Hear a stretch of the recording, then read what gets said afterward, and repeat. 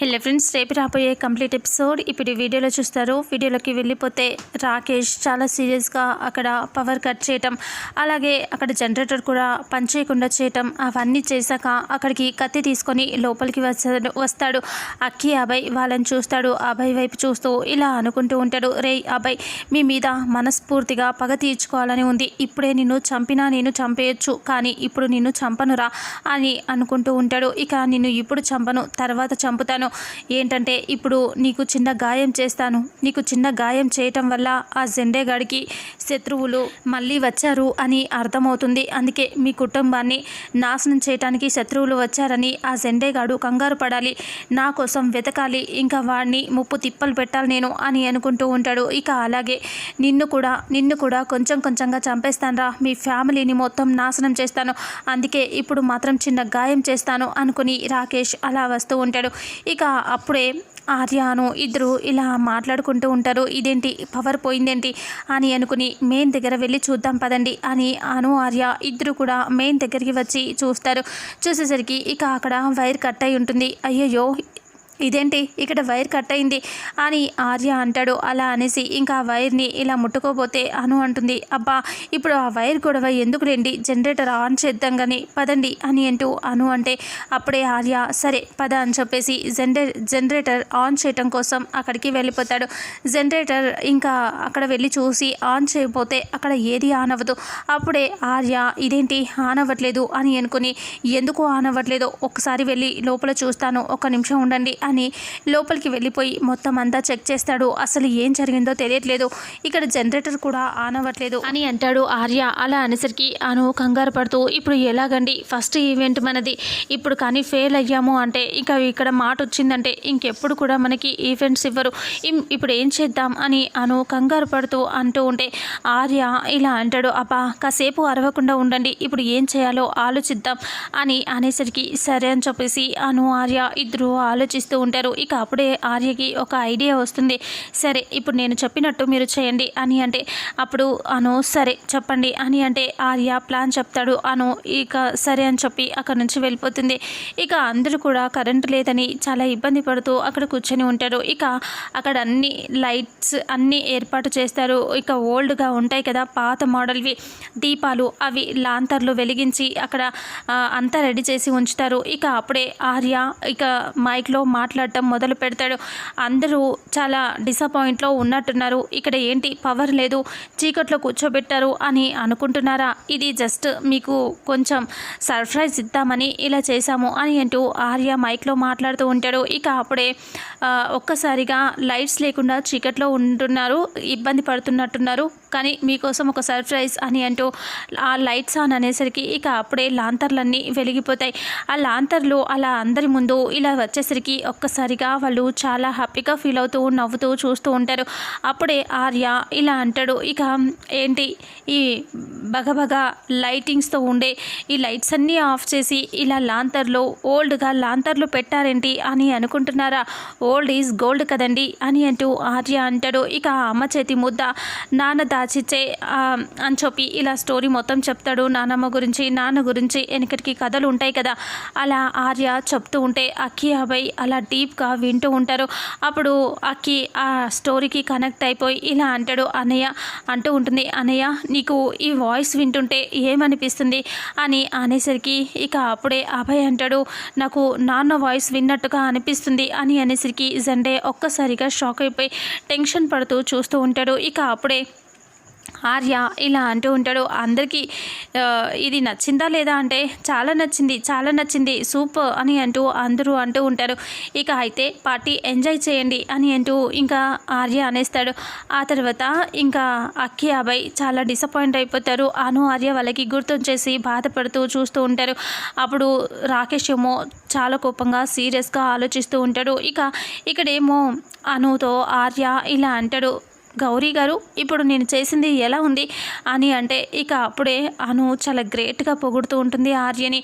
ఇక ఇది చాలా గ్రేట్ అండి, చాలా సూపర్గా చేశారు అని అంటూ, చాలా జీనియస్ అని అంటూ పొగిడేసరికి ఇక అప్పుడే ఆర్య చాలా హ్యాపీగా ఫీల్ అవుతూ, అవునా మీరు కూడా పొగిడేస్తున్నారా నన్ను అని అంటే, నిజంగా చాలా గ్రేట్ అండి, చాలా బాగా నచ్చింది నాకు కూడా ఈ ఐడియా, సూపర్ అని అంటూ అను అంటుంది. అలా అనేసరికి ఇక అప్పుడే మీరు నన్ను మెచ్చుకోవటం చాలా థ్యాంక్స్ అండి అని అంటూ ఆర్య అంటాడు. సరే సరే పద మనం అక్కడ అందరినీ కలుద్దాం అని ఇద్దరు అనుకుని అక్కడి నుంచి వస్తూ ఉంటారు.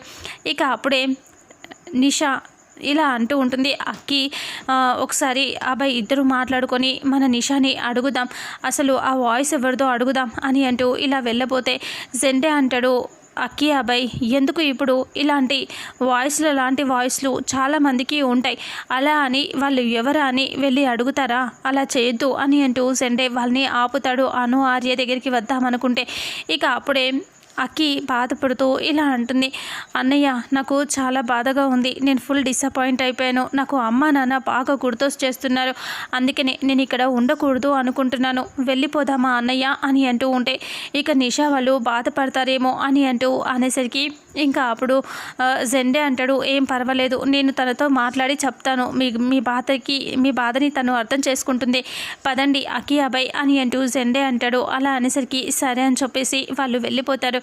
అలా వాళ్ళు వెళ్ళిపోతే యాదగిరి ఆర్య అనుని ఇంకా వీళ్ళ దగ్గరికి రానివ్వకుండా అక్కడికి వెళ్ళి మాట్లాడతాడు. మధ్యలో అడ్డుగా ఉండి మా కొలీగ్స్ వచ్చారు పరిచయం చేస్తానంటే, లేదు అక్కడ మేము వాళ్ళ ఫ్రెండ్స్ని కలవటానికి వెళ్తాం అని అంటూ ఆర్య అంటే, మా కొలీగ్స్ వెళ్ళిపోతారు, మీరైతే రండి వాళ్ళతో మాట్లాడుతురు అని యాదగిరి తీసుకెళ్తూ ఉంటే ఇక అంతకుముందే నిషా వాళ్ళ దగ్గరికి వస్తుంది మాట్లాడదామని. ఇంకా మీరు ఇలా ఏర్పాటు చేయటం చాలా నచ్చింది, అందరికీ చాలా బాగా నచ్చింది, చాలా సూపర్గా చేశారు అని అంటూ ఉంటే, అవునండి మీ ఫ్రెండ్స్ ఇక్కడ ఆస్ట్రేలియా నుంచి వచ్చారు కదా, వాళ్ళతో కొంచెం మాట్లాడదామని అని ఆర్య అంటే, ఓ ఇంకా వాళ్ళకి వాళ్ళ అమ్మ నాన్న గుర్తొచ్చారంట, చాలా బాధపడుతూ ఇక నుంచి వెళ్ళిపోయారు అని అంటూ చెప్పేసరికి ఇక అప్పుడే ఆర్య అను ఇద్దరు ఒక్కసారిగా బాధగా అలా డల్గా అయిపోతారు. అవునా అయితే ఏం పర్వాలేదులేండి, పార్టీ ఎంజాయ్ చేశారు కదా అది చాలు అని అంటూ ఆర్య అంటాడు. ఆ తర్వాత ఇంకా ఇంటికి బయలుదేరి ఇంకా వచ్చేస్తారు వాళ్ళంతా.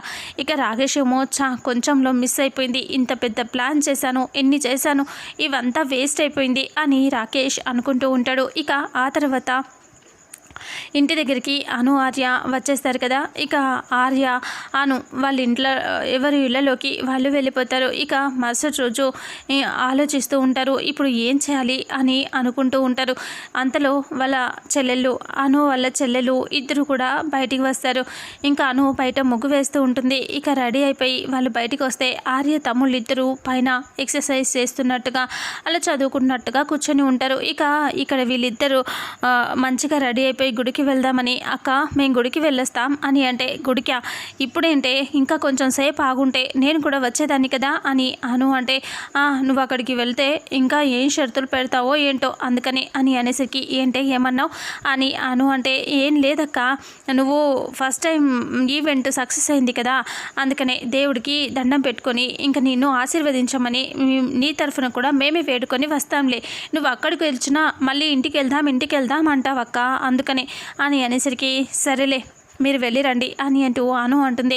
ఇక అంతలో పైనుంచి వాళ్ళ తమ్ముళ్ళు చూస్తూ ఉంటారు.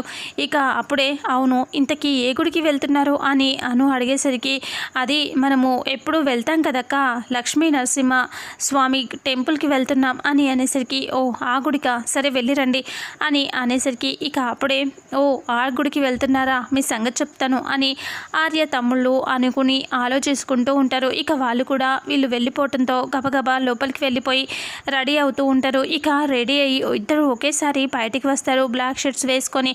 వాళ్ళిద్దరూ అలా రావడంతో ఇలా వాళ్ళ చిన్న తమ్ముడు పెద్దోడిని చూసి అలాగే షాకింగ్గా చూస్తూ, నువ్వేంట్రా ఇలా అని అంటూ ఉంటే, ఇంకా నువ్వెక్కడికి అని ఇద్దరు అలా అడుగుకుంటూ ఉంటారు.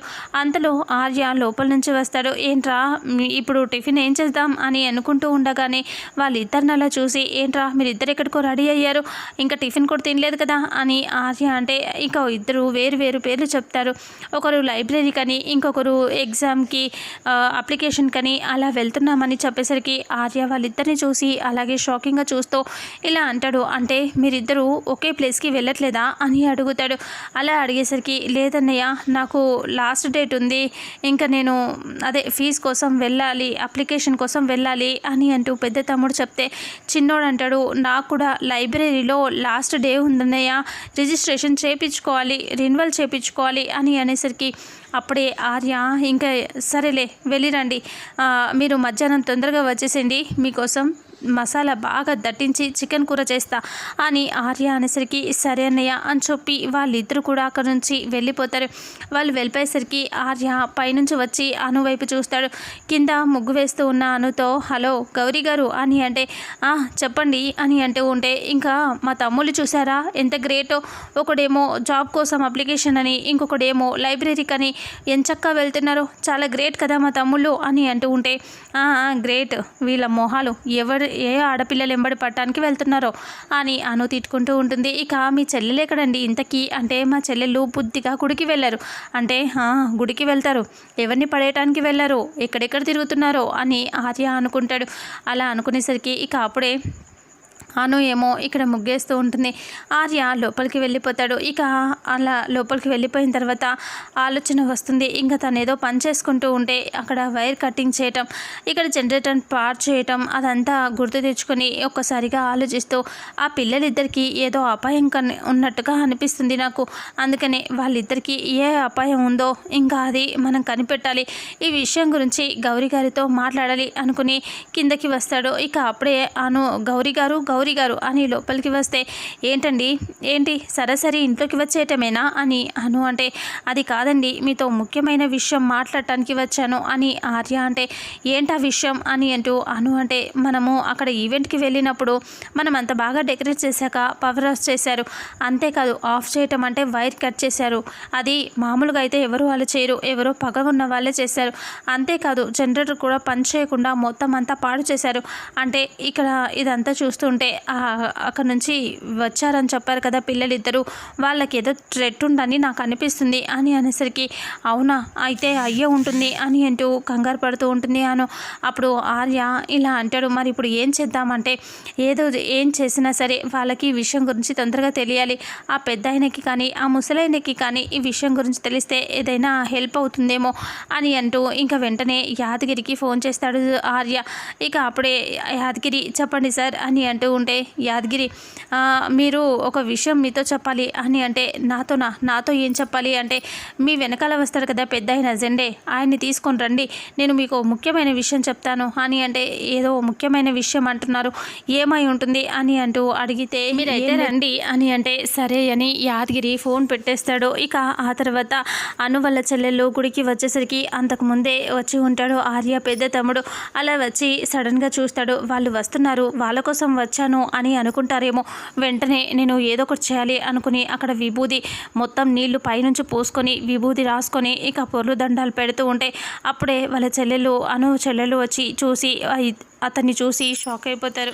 ఇక అతను పొర్లు దండాలు పెడుతూ ఉంటే ఎవరు నువ్వు ఇక్కడ పెడుతున్నావు గుడి అక్కడ పెట్టుకొని అని అనేసరికి శ్రావణి అంటుంది. అలా అనేసరికి అలాగే చూస్తూ ఉంటాడు. ఇక అప్పుడే వాళ్ళ చెల్లి గుర్తుపట్టి ఇతను మన పైన ఉండే అతనిలాగా అనిపిస్తున్నాడక్క అని అంటే నేనేనండి అని పైకి లేస్తాడు. నువ్వేంటి ఇలా దొర్లుతున్నావు ఇక్కడ అని అనేసరికి మీరు గుడికి కూడా వస్తారా అని అంటే మేము గుడికి ఎందుకు రాం, రోజు వస్తాం అని అంటూ చెప్తే అయినా మరి ఇక్కడ చేయకుండా అక్కడ చేస్తున్నారేంటి అంటే నేను రోజు ఇక్కడికి వస్తాను, ఇదంతా చేస్తాను, ఇంకా ఒక్కొక్కసారి పూజారి రాకపోతే అన్ని మంత్రాలు కూడా నేనే చదువుతాను, అన్ని రకాలుగా నేనే చేస్తాను అంటే పక్క నుంచి ఒక ఆయన డైలాగ్ వేస్తాడు, అసలు ఒక మంత్రమైన పద్యమైన వచ్చా నీకు నీ మొహానికి అని అనేసరికి ఇంకా వీళ్ళు నవ్వుకొని అలా చూస్తూ ఉంటారు. ఇక అప్పుడే మీరు ఎందుకు ఇలా చేస్తున్నారు అంటే మా తమ్ముడికి 108 ఫీవర్ వచ్చింది అని అంటూ చెప్తే 108 ఫీవర్ ఉంటుందా ఎవరికైనా అని సంధ్య అంటే ఉంటుంది, ఎందుకుండదు, డాక్టర్లే ఆశ్చర్యపోతున్నారు, అలా వచ్చింది మా తమ్ముడికి, వాడు హెల్త్ బాగుండాలని నేను ఇలా చేస్తున్నాను అని అనేసరికి ఓ అవునా అతని హెల్త్ కోసం చేస్తున్నారా, మీరు గ్రేట్ అండి, అనవసరంగా మిమ్మల్ని ఇబ్బంది పెట్టాను అని ఏంటో ఇంకా వాళ్ళు అలా మాట్లాడుకుంటూ సరే అని లోపలికి వెళ్ళిపోతారు పూజ చేసుకోనికి. ఇంకా ఆ తర్వాత ఇంకా వాళ్ళ చిన్న తమ్ముడు వస్తాడు. వాళ్ళ పెద్ద తమ్ముడు అనుకుంటాడు ప్రదక్షిణలు చేసి బాడీ నొప్పిగా ఉంది, మీ వెంట నన్ను తీసుకెళ్ళండి నేను అడుగుతాను అనుకుంటాడు.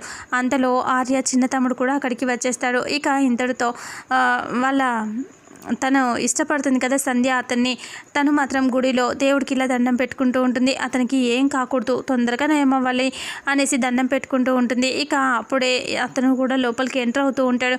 ఇంతటితో రేపు రాబోయే ఎపిసోడ్ ఎండ్ అవుతుంది. మరుసటి ఎపిసోడ్లో ఏం జరుగుతుందో తెలుసుకుందాం.